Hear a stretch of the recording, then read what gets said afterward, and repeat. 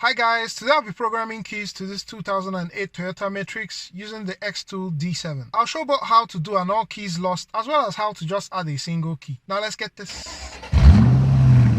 Here are these two keys. These are currently programmed to the car and I'll demonstrate in a bit. One has the key fob, one doesn't have the key fob. This is the extra key that I cut for the car. Someone asked recently why I'm doing an all keys lost since I already have an existing key. An all keys lost is usually advised when you buy a used car and is not delivered with the full set of keys. I've heard of some dubious car sellers who withhold keys only to show up later and drive the car away with the spare key. So just to quickly demonstrate, you're going to see that the security light is blinking. There's no key in the ignition, and if I put in this single key, the security light stops blinking, showing that the key is coded to the immobilizer. Similarly, if I take out this key and put in the one with the key fob, which is the one that came with the car, it doesn't blink anymore as well. If I take it out, it starts blinking. So that shows these two keys are coded to the car. I would do an all keys lost using the single key so that the one that came with the car doesn't work anymore, and then I'm going to add it back.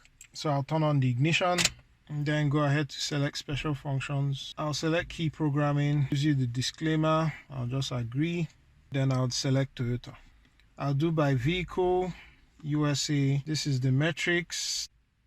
This is a 2008, it's without the smart immobilizer. One sub master key is needed to erase or add other keys, so you're definitely going to need one master key to do this. And then it goes on to tell you how to identify a master key and so on and so forth. Both the keys I have are master keys. I'll do all keys lost.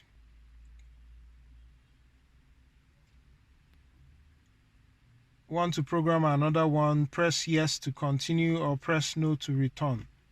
No. So one thing I've noticed is that the XTOOL is pretty fast with key programming.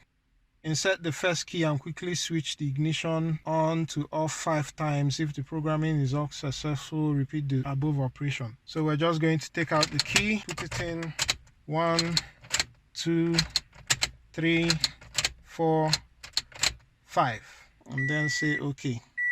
So and that's it. All keys lost, done. Watch what happens when I put in the key that came with the car. Keep that there, put in the next one. So you can see the red light continues to blink, showing you that this key is no longer coded to the car. And if I attempt to start the vehicle,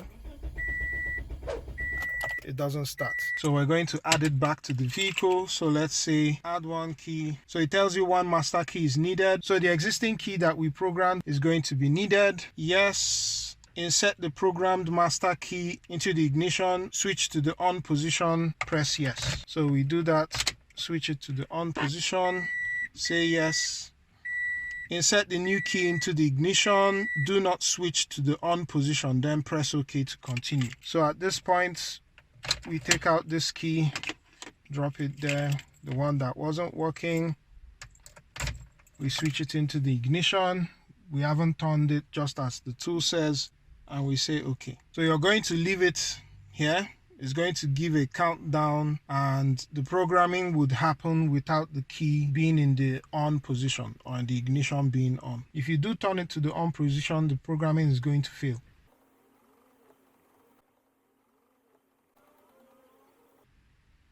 And it tells you programming success. As you saw, that took about 50 plus seconds. We'll say OK, and then we'll check.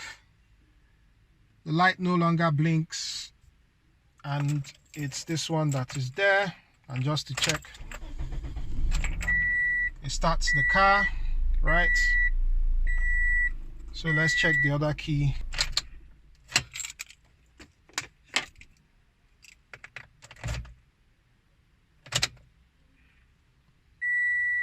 The light doesn't blink as well,